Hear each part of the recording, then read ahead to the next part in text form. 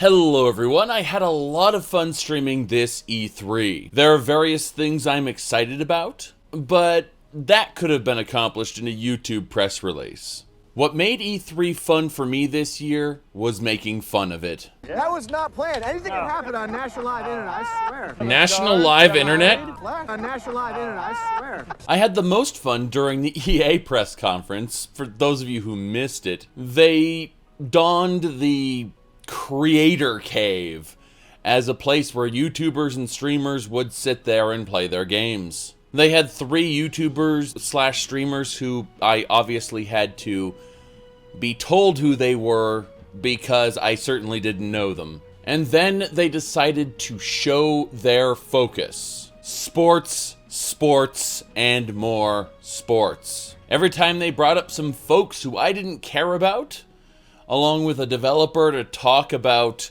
various things, I just mocked their use of buzzwords. And they had a lot of buzzwords. Every frame! Every single frame! They personalize it! Personality! Buzzwords! Synergy! This is important. Celebrating with the crowd.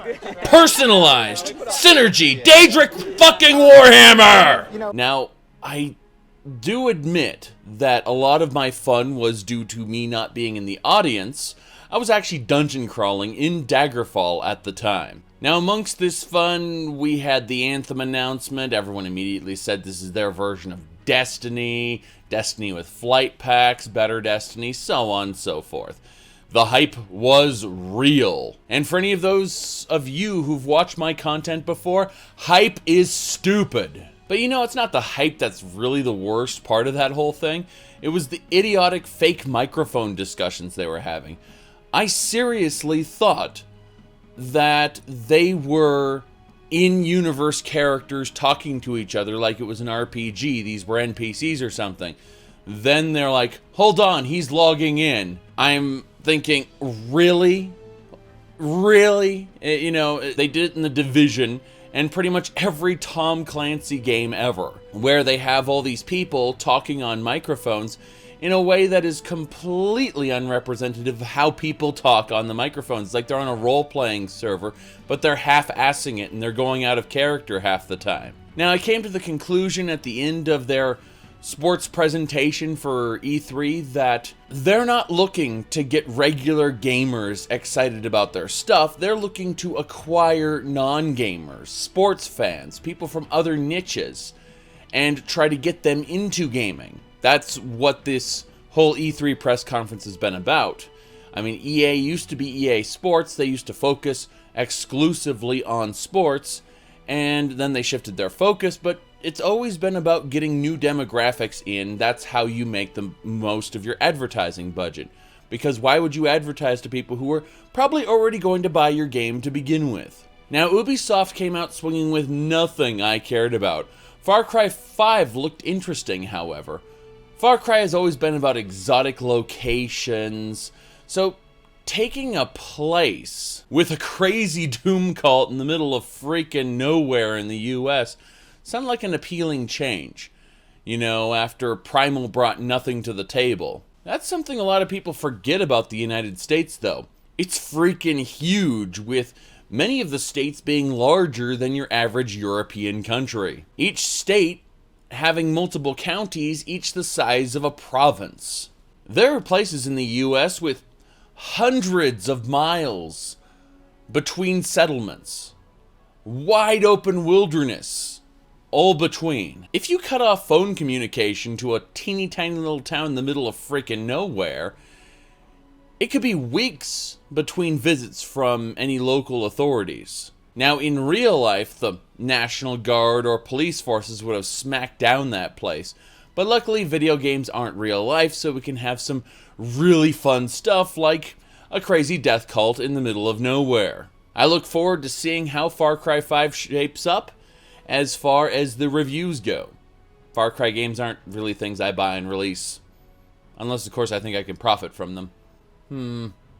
Maybe. But I think the big announcement that everyone's been waiting for has been Beyond Good and Evil 2. And I get crazy people, genuinely insane people, who tell me that Beyond Good and Evil 2 is the best thing that came out of E3. They are nuts. Lunatics. They've clearly imprinted their own emotions, their own hopes, their own dreams onto this pre-rendered, fabricated, non-gameplay trailer, which wasn't even made by the people who were making the game. It was made by some other studio taking direction from the people who were making the game, meaning it's most likely not going to be representative of the game in any way, shape, or form. But you just announce something and the hype is real because everyone's been waiting for a new one for a long, long time. But let's not mince words. I am a huge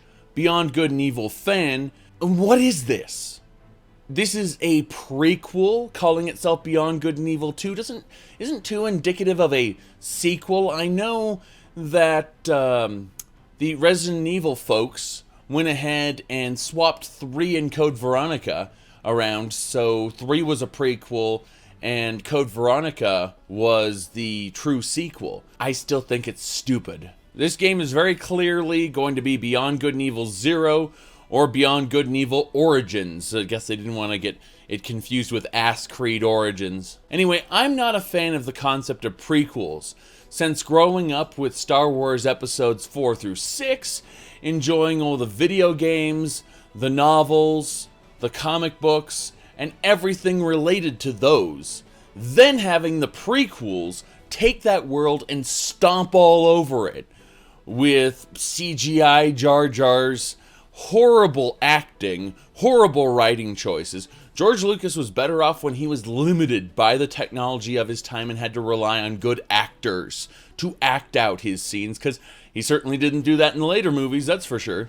I've actually seen prequels handled well in the past by several authors, one of whom specifically wrote her series in reverse order, writing about a mystical science fiction future, then working it back to a fantasy-esque world, before giving it a science fiction origin. So yeah, prequels aren't garbage by their very definition, but damn is the video game and motion picture industries, the collective entertainment industry, working hard to make sure all your prequels suck. My point, though, is considering nothing, and I mean nothing, from that Beyond Good and Evil 2 was in-game footage. It wasn't even in-engine footage. They weren't even showing us gameplay representations. This was literally a motion picture that was outsourced. It told us nothing other than Beyond Good and Evil exists. So, I will rate this right now, and I'm skeptical, no hype here. Everybody, just because something exists doesn't mean it's going to be good. Duke Nukem forever. Never forget. Now, the Microsoft press conference was pretty interesting, only because they managed to top the stupid name that was Xbox One. Yes, they called the new machine the Xbox One X. Now, we all know the original Xbox was because they wanted to make a PC that only ran DirectX games. So they referred to it in development as a Direct Xbox. And when they went to market it, they just dropped the word Direct. And now it's an Xbox for short. And the name Xbox One was simply asinine. It was terrible. And it gave birth to the X-Bone, which I will never stop saying. And now, doubling down on that stupidity, we get the X-Bonix. Hell yeah, X-Bonix for life. After this, they started shouting, "Exclusive!"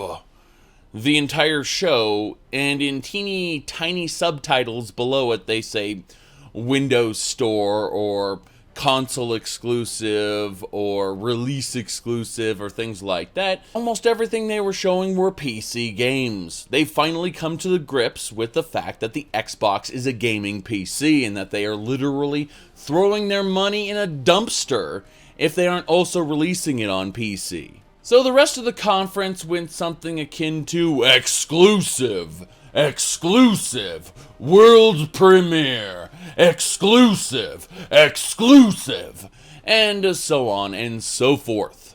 But amongst the rubbish they showed us was Rare's new title, Sea of Thieves, which is shaping up to be a story-driven pirate experience. Some people are saying it's an MMO, other people are saying it's something else. I don't really care because it looks great, and I want to see more. I've had first-hand accounts by people who had the opportunity to try it in its earlier stages and now, and they're saying it just keeps getting better. So I'm legitimately interested in how Sea of Thieves is going to shape up. Now, for some context, Rare were the people who brought us Donkey Kong Country back in the day.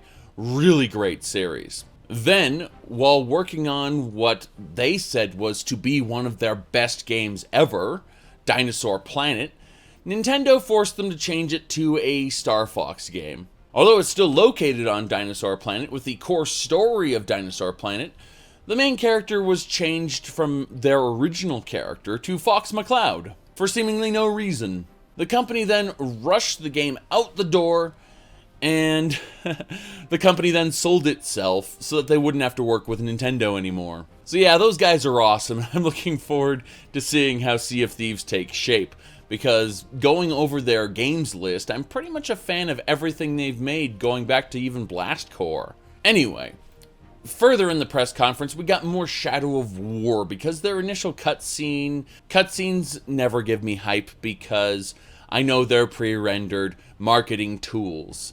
They are not representative of gameplay, and what I want to know is, when I put that controller or keyboard and mouse in my hand, how is the game actually going to play out? Well, what we got was just more Shadow of Mordor, except with expanded systems, to where you could actually take control of orcs and bring them into your army, use them to siege places, and more or less you're building up a rival army to smack down Saurons. And those systems, the expanded version of the Nemesis system, is what is going to bring Shadow of Mordor out from being a really bad Arkham Assassin's Creed Lord of the Rings game, which is a mishmash of all of them with a really good Nemesis system slapped onto it, to expanding the Nemesis system, making it something that I truly, truly want to see. At least, that's how I viewed the material that they gave us. They gave us a cross-section, meaning that they're probably just showing us the best of the best, and everything in between is most likely just more Arkham, Assassin's Creed, Lord of the Rings, which I'm having fun with. I'm actually currently, of the day of recording, planning on doing live streams.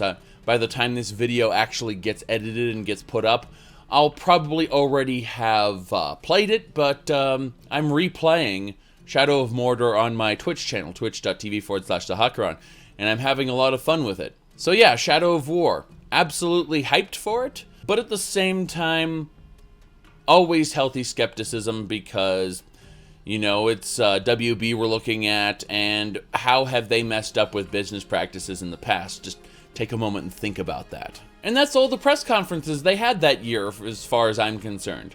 Sony did something, but I'll never own a PS4 or a PS4 Pro, so what does it really matter? When they realize, like Microsoft did, that they're actually making PC games and then throwing their money in a dumpster, the money they could be making off of the PC audience, I'll start caring about it when they actually start releasing things. Until then, I don't have to care about it. That's the great thing, because, I mean, a Steam sale just hit recently, and I'm flush with games, got more than I could possibly play, so what does it matter? Oh, yes, people reminding me. We have Bethesda, but I got 2 entire videos of that one. The important takeaway from the Bethesda press conference is that Bethesda Softworks is a publisher. Bethesda Game Studios, the folks who made Elder Scrolls and Fallouts 3 and 4, they didn't show up this year. They had nothing to show.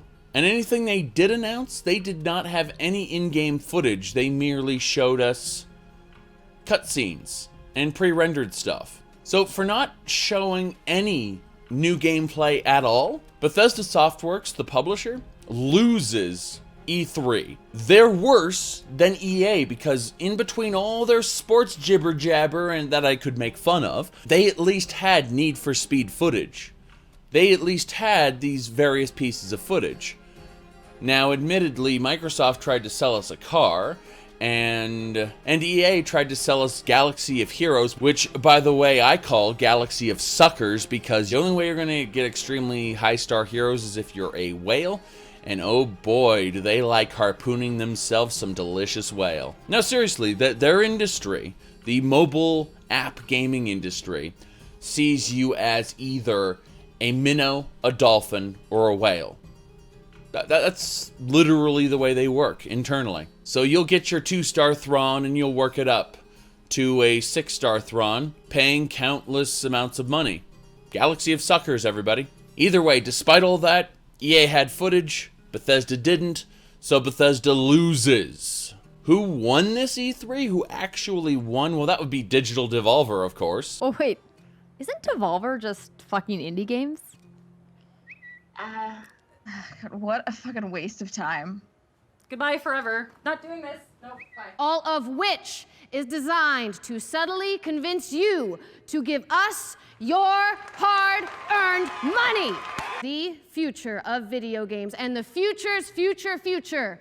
Tomorrow's unethical business practices today. For developers and fans alike for years, you'd tell me that with your dumb little mouth and I'd knuckle punch you right in your goddamn throat because ladies and gentlemen. 데볼버デジタル? 知らない。聞いてないその話。何それ? 全然知らないんだけど。 Gentlemen, what we have shown you here today is only the beginning. Tomorrow's unethical business practices today. I'm probably going to buy that Serious Sam game they announced. Oh, and Nintendo? We'll get to them in another video. They deserve their own little spotlight for the stuff they've done. Thank y'all for watching. This has been my recap of E3. As glorious as it was, I'm ready to move on now. I'm going to be talking about various other topics and getting ready to revisit Skyrim fairly soon. Either way, thank y'all for watching, and y'all have a good one.